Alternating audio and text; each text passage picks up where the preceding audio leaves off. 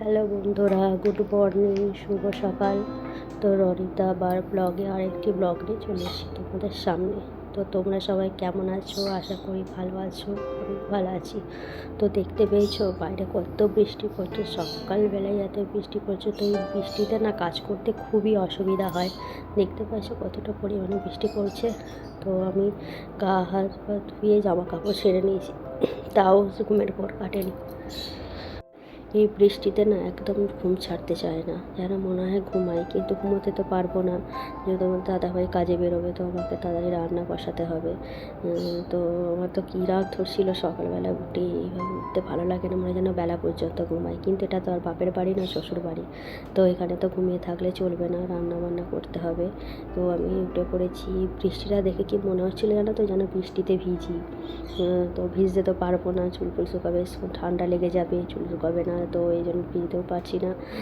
তো মনে হচ্ছিলো জলটা গিয়ে একটু ঘাঁটি, তো ঘাঁটতেও আরম্ভ করে দিয়েছিলাম জলটাকে। যেন কী ভালো লাগছিলো। তো দেখতে পাচ্ছি আমি জল ঘাঁটতে আরম্ভ করে দিয়েছি। তো আমার দাঁত মাজা হয়ে গেছে। আমি এখানে কুটতে বসেছি। বাড়িতে তো কোনো আনাজ ছিল না। তো ভাবলাম দুটো করলা ছিল, তো আমি করলা দিয়ে ভাবলাম করলা আলুর তরকারি করে।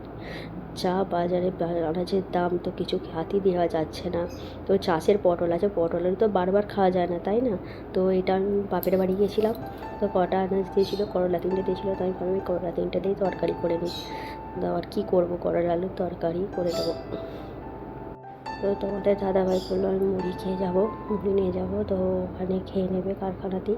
তো আমি ভাবলাম ঠিক আছে, তাহলে ডাল সেদ্ধ করে নিই। তো আমাদের মুড়ি খাওয়ার জন্য ডাল সেদ্ধ হয়েছিল, আর ভাত দিয়ে করলা আলুর তরকারি করে নিয়েছিলাম।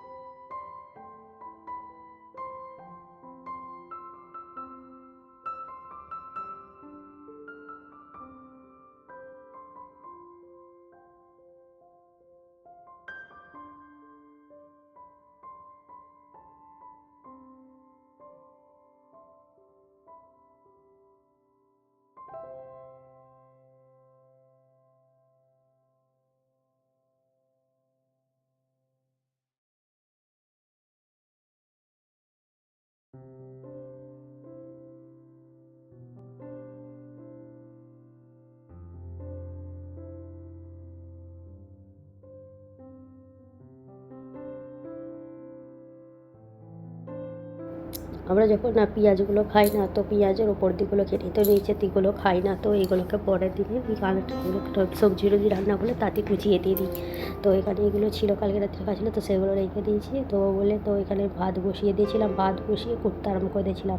তো ভাতটা তো আমি বসাই না, না ভাতটা আমার বসাতে গেলে ভাত করতে গেলে উপর করতে গেলে খুবই লাগে, গরম লাগে, তাদের লাগে পারি না ফ্যানটা ছাড়তে।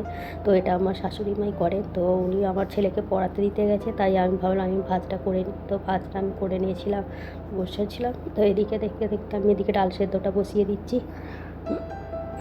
এদিকে ডাল সেদ্ধটা বসিয়ে দিলে ডালটাও সেদ্ধ হবে, আর আমার ওদিকে বাটাটাও হয়ে যাবে। তো রান্নাটা তাড়াতাড়ি হয়ে যাবে। এই জন্য আমি এখানে ডাল সেদ্ধটা বসিয়ে দিচ্ছি। ডাল সেদ্ধ বসিয়ে দিয়ে আমি ওদিকে যা কাজ আছে বাটাবাটি সেগুলো করে নেব।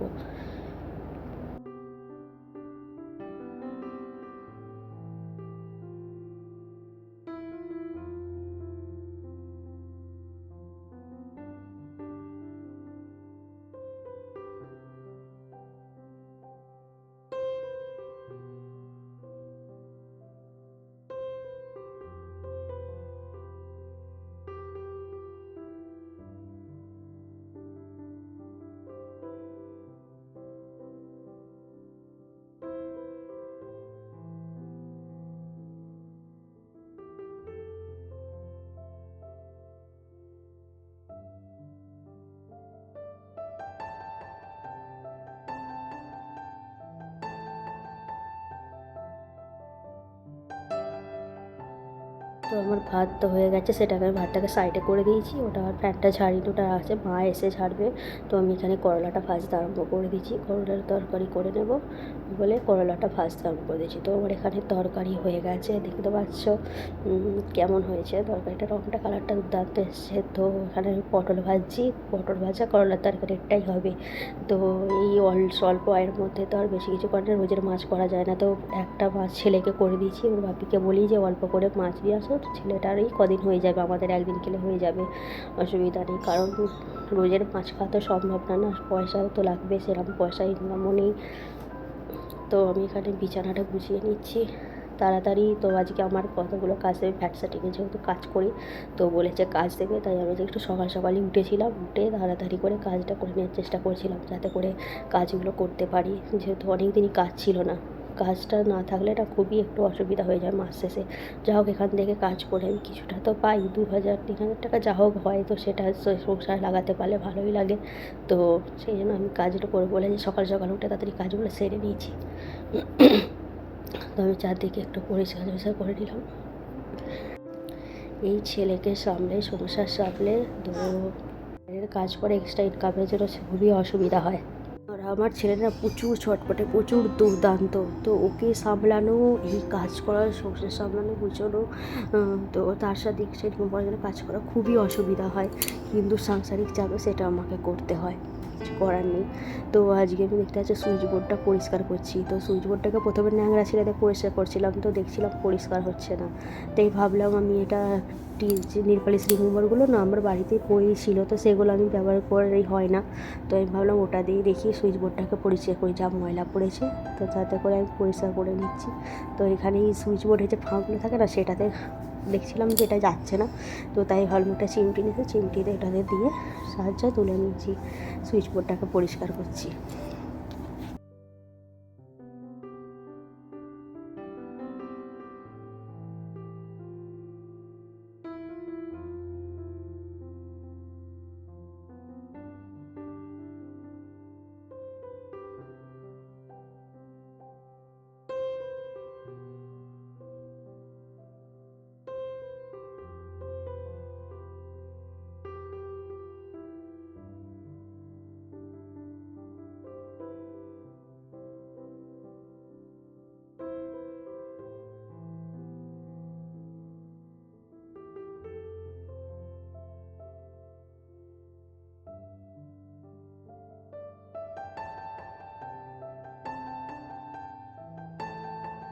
তো আমি আজকে কাজের টেবিলের এটাকে সবাই ভাবলাম যে এগুলো আজকে পরিষ্কার করতে হবে, তো এই জায়গাটা পরিষ্কার করে নিয়েছি। তো কদিন ধরে কাজ হয়নি, কাজ বন্ধ ছিল, তো এইগুলোকে গুছানো হয়নি, তো আমি ভাবলাম এটাকে গুছিয়ে নিই ভালো করে। যে কাজ করার সময় না সব কিছু পাওয়া যায় না, হাতের সামনে এলোমেলো হয়ে থাকে। আর তারপরে আমার ছেলে এই খাটের সাইডে আছে, তো খাটে উঠে এগুলোকে ধরে টানাটানি করে, তো একদমই কিছু পাওয়া যায় না। তো টেটা ভরে দিচ্ছি, প্রচুর পরিমাণে ধুলো পড়েছে, তো এইটা না কাজ করতে খুবই অসুবিধা হয়, তাই হলো আমি টেটাকে একটু ভালো করে পরিষ্কার করে নেব। আর এখানে আমার ছেলে এত দুষ্টুমি করছে, কী বলবো, ছোটাছুটি করছে, মানে উপরে থেকে এসে গেছে, এসেই আরম্ভ করেছে, মা এটা দাও, ওটা দাও, সেটা দাও। তো আমি বলছি বাবু একটু দাঁড়ানো, আমি একটু পরিষ্কার করে কাজ আছে, যেহেতু তুই একটু বস, আমি সব খাওয়া দাওয়া সবই করবো, তো আমার কাছে একটু পরিষ্কারটা করতে দে। তো আজকে আমার খাওয়াতে জানি একটু দেরি হবে ছেলেকে, তাই আমি ভাবলাম না, কাজের টেটা তো পরিষ্কার করতে হবে, এত পরিমাণে ধুলো পড়ে গেছে যে অসুবিধা হচ্ছে। তো এটাকেও দেখতে পেয়েছি, আমি টিস্যুতে পরিষ্কার করছি, কারণ এইটা না একটু ধুলো পড়ে গেলে না আমার না কাজ করতে ঠিক ভালো লাগে না, একটু চকচকে থাকলে কালারটাতে পাথরগুলো পড়লে চকচক করে ভালো লাগে, তো আমি সেরকমভাবে কাজটা করি। তো আমার একটুখানি ধুলো পড়লে আমার একদমই ভালো লাগে না, তো এটাকে সবসময় আমি একটু পরিষ্কারই রাখি।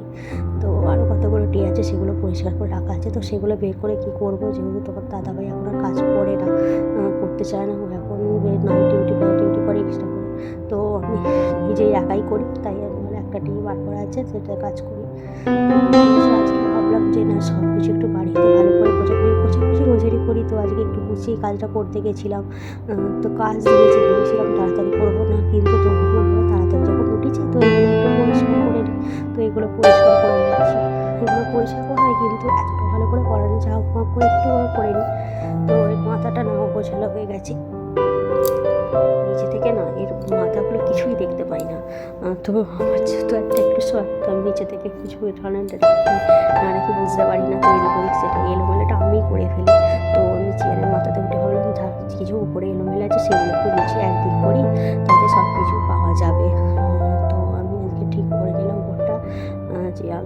কড়াটা একটু বসিয়ে টাইম লাগুক, কিন্তু হয়তো সকাল সকাল উঠেছি, একটু টাইম করে নিই।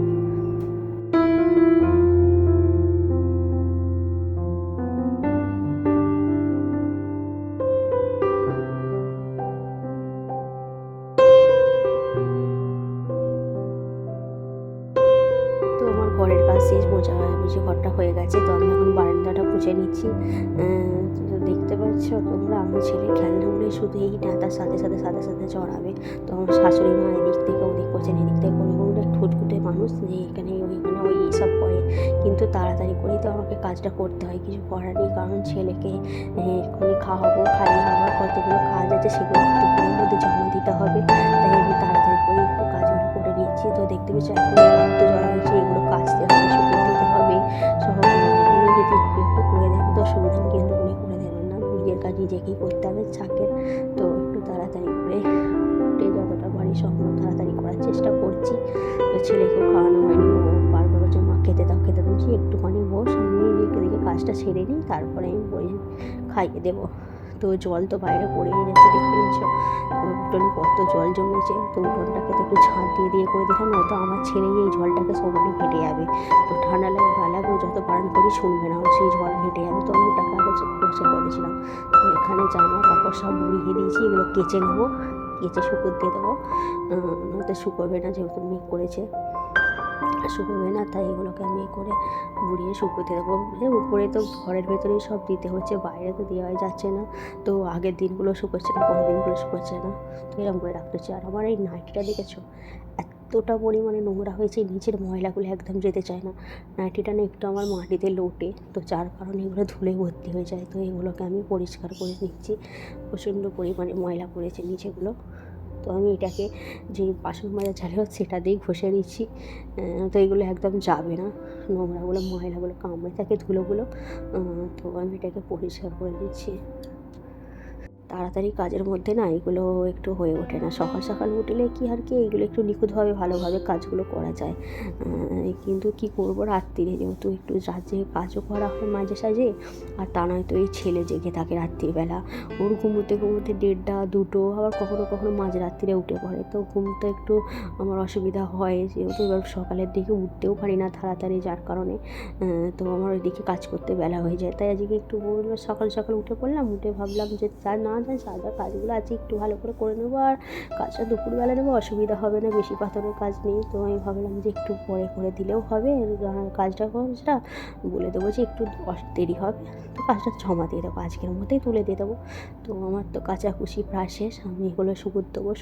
শুকোতে চলে এসেছি ছাদে, দেখতে পাচ্ছ।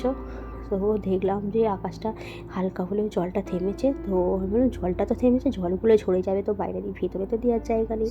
তো আমি বললাম বাইরে এগুলো মেলে দিই, এখন এখানে শুকিয়ে যাক, পরে একটুখানি হলে ভেতরে তুলে দেবো। তো এখানেই আমি সব শুকোতে দিচ্ছি। তো ছেলের জামা কাপড় দেখতে হচ্ছে, কত জামা কাপড় পরেছে, পড়তে যাবে সকালে, একটু বাইরে যাবে, যখনই যেদিকে যাও একটু প্যান্ট জামাটা একটু পরিয়ে দিই। বাইরেটা বাড়ির ভেতরে থাকলেও একদমই পরতে চায় না, কিন্তু আমি যেহেতু ভিডিও বানাই, তো এইতে তো এরমভাবে খুললে হবে না। তো ওকে একটু প্যান্ট জামাগুলো টাইটে পরিয়ে দিতে, আর প্রচুর পরিমাণে নোংরা করে, যে কারণে প্যান্ট জামা অনেক আমাকে কাচতে হয়। তো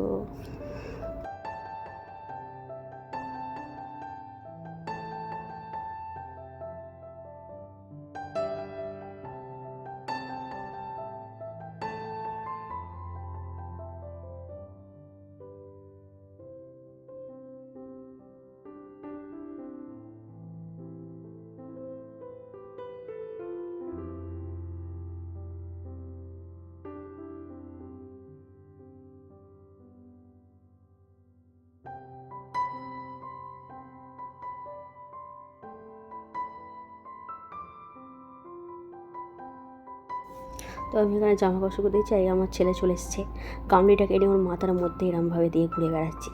বলছে মা দেখো আমি কি হয়েছি, কি সব কি যদি পড়ে চড়ে যাস একদম শুনবে না কথা। তো আমি ওকে মারতে গেলাম, ধীপ করে দুটো দিলাম, তো তাও ও শুনবে না, ও শোনার ছেলে নয়। ওকে বললাম যে বাবু এরম করিস নি, ছাদ থেকে পড়ে গেলে কি হবে। তো একটা কথা শুনতে চায় না, ছাদেই আসবে আমার পেছন আর এইসব দুষ্টুমি করে বেড়াবে। গামলিটাকে না ছুঁড়ে ফেলে দিয়েছে, ফেটে গেলে কি বলবো বলো তো আমি তো শব্দ শুনে ছুটে ছুটে গেছি, ভাবলাম হয়তো ও পড়ে গেছে। তারপর দেখি না গামলিটাকে ছুঁড়ে ফেলে দিয়েছে। উফ, ভাবা যায় এরকম ছেলে, এরকম চটপটে ছেলে, জানি না কার কার বাড়িতে আছে। তোমাদের বাড়িতে কি কারো আছে এত চটপটে ছেলে?